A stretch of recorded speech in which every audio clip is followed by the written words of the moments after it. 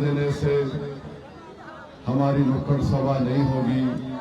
सुनो गद्दारों, तुमने यहाँ की लाइट बंद की, अब जोकीहाट की जनता तुम्हारे घर की लाइट गुल करने वाली है इंशाअल्लाह। मेरे अजीज दोस्तों और बुजुर्गों, ये एक न्याय यात्रा है, इंसाफ का एक काफिला, इंसाफ के उसूल के लिए काफिले को लेकर हम लोग निकले हैं। आप तमाम से एक ही गुजारिश है कि आप आने वाले असेंबली विधानसभा के इलेक्शन में जोकीहाट से दोबारा मजलिस इत्तेहादुल मुस्लिमीन के उम्मीदवार को कामयाब करिए।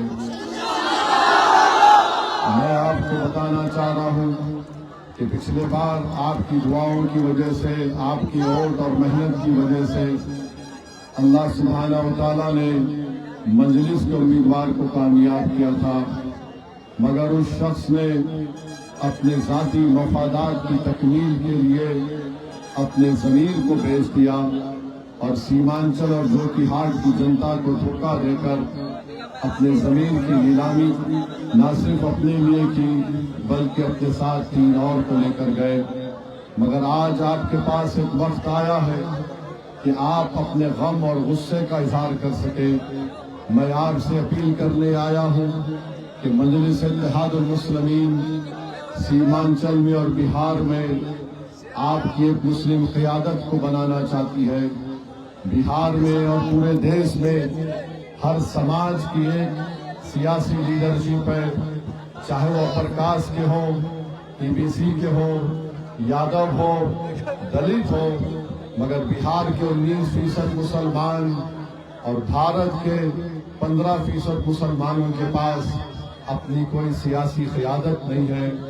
आज हम देखते हैं कि बिहार में और ख़ास तौर से सीमांचल में जो आज नाइंसाफ़ी सीमांचल से की जा रही है, यहाँ पर इस इलाके को बिहार का हिस्सा है, मगर ऐसा लगता है कि बिहार की सरकारों ने सीमांचल को अलहदा करके रख दिया। ऐसा लगता है कि बिहार में कोई पुरसाने हाल नहीं है। मेरे अजीज दोस्तों और बुजुर्गों, हम आपसे अपील करने आए हैं कि जब विधानसभा का चुनाव होगा, या आप मजलिस इत्तेहादुल मुस्लिमीन के पतंग छाप निशान पर बटन दबाकर वोट डालेंगे? आप वोट डालेंगे? आप अपने घर के माँ बहन को, अपने तमाम इज्जतदार खवातीन को लेकर वोट डालेंगे? मेरे भाई, दुश्मन कोशिश करेगा, जो लोग गद्दारी करके आपसे गए हैं वो कोशिश करेंगे, आपको पैसा भी देंगे, आप जरूर उनसे पैसा लेना, छोड़ना नहीं उनका, जरूर लेना उनसे, लेके जेब में रख के बोलना और फिर आगे बढ़ के बोलना।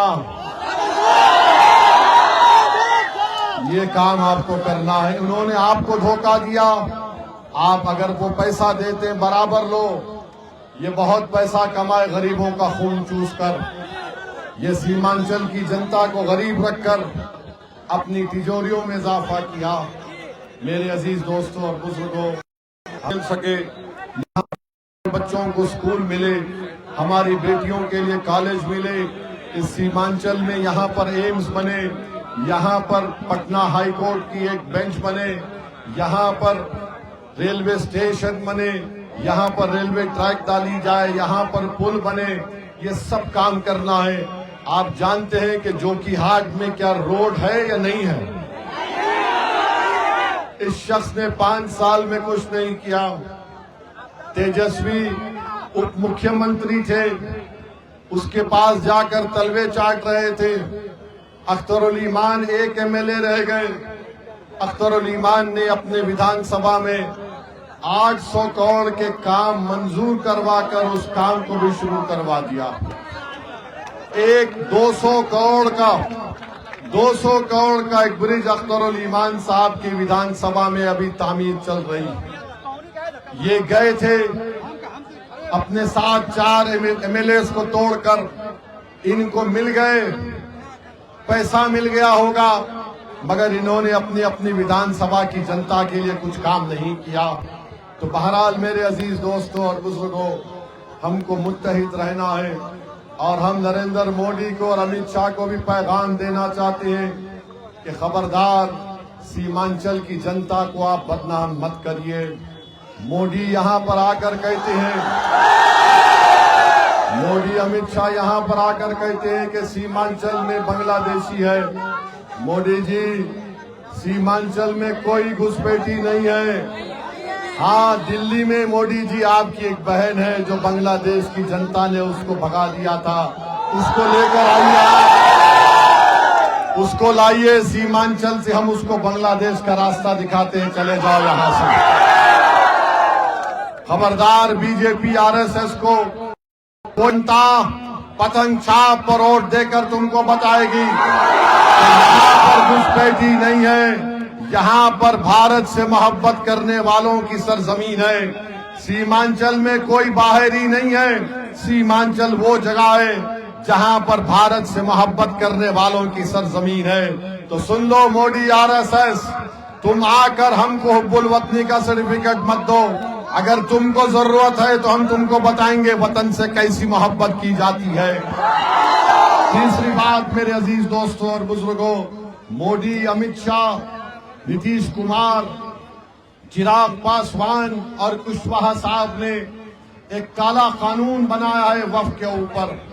इस कानून के जरिए बिहार और पूरे देश की मस्जिदों को छीनने की कोशिश की जाएगी, दरगाहों को छीनने की कोशिश की जाएगी, खानखाहों को वीरान करने की कोशिश की जाएगी, कब्रिस्तान की जमीन पर कब्जा करने की कोशिश की जाएगी। जो वक्फ की जमीन पर काबिज हैं उनको मालिक बनाने के लिए कोशिश की जाएगी। और आप जानते हैं कि भारत की पार्लियामेंट में जब इस तरह का काला कानून पेश किया गया था तो देश ने देखा, बिहार और सीमांचल की जनता ने देखा, अगर कोई उस काले कानून को कानूनी दलीलें देकर उस कानून की धज्जियां उड़ाई और उस कानून को कहा यह काला कानून है। हमने बीजेपी के 300 एनडीए के एमपीज के सामने हमने कह दिया, हम इस कानून को नहीं मानते, ये कानून भारत के संविधान के खिलाफ है। और असदुद्दीन ओवैसी ने उस कानून को फाड़ के रख दिया। जाऊंगा तो इंशाअल्लाह मजलिस बाकी रहेगी, देखना इंशाअल्लाह, क्योंकि मजलिस को आप लोग आके लेकर बढ़ेंगे। नौजवानों, ये मुस्तकबिल तुम्हारा है, तुम मजलिस को लेकर आगे बढ़ोगे, तुम नेता बनोगे इंशाअल्लाह ताला। मैं तो अल्लाह से ही दुआ करता हूं कि अल्लाह मुझे इस दुनिया से उठाने से पहले मेरी ख्वाब है, मेरी कोशिश है कि भारत के मुसलमानों की एक लीडरशिप बन जाए, हर रियासत में और खास तौर से सीमांचल में बन जाए कि तुम नेता बनो, मुकद्दर के फैसले तुम अपने करो, तुमको किसी गैरों की चौखट पर जाकर भीख मांगने की जरूरत नहीं पड़ेगी। जब तुम नेता बनोगे तो तुम्हारे पास इतनी ताकत आ जाएगी कि तुम इंसाफ करोगे, तुम जुल्म नहीं करोगे और सीमांचल में खुशहाली आएगी। ये हमारा ख्वाब है, इंशाअल्लाह ताला हम मिलकर इस ख्वाब को पूरा करेंगे, हम मिलकर इस ख्वाब को पूरा करेंगे। आप हमारा साथ देंगे, मजलिस का साथ देंगे, आप वफादारों का साथ देंगे या गद्दारों का साथ देंगे? आप वफादारों के साथ हैं और हम गद्दारों का साथ नहीं देंगे। बहुत बहुत शुक्रिया। अस्सलाम वालेकुम। सीमांचल की जनता जिंदाबाद, सीमांचल की जनता जिंदाबाद, सीमांचल की जनता जिंदाबाद, तस्लीमुद्दीन जिंदाबाद, अख्तरुल ईमान जिंदाबाद, नारे तकबीर, नारे तकबीर। अस्सलाम वालेकुम।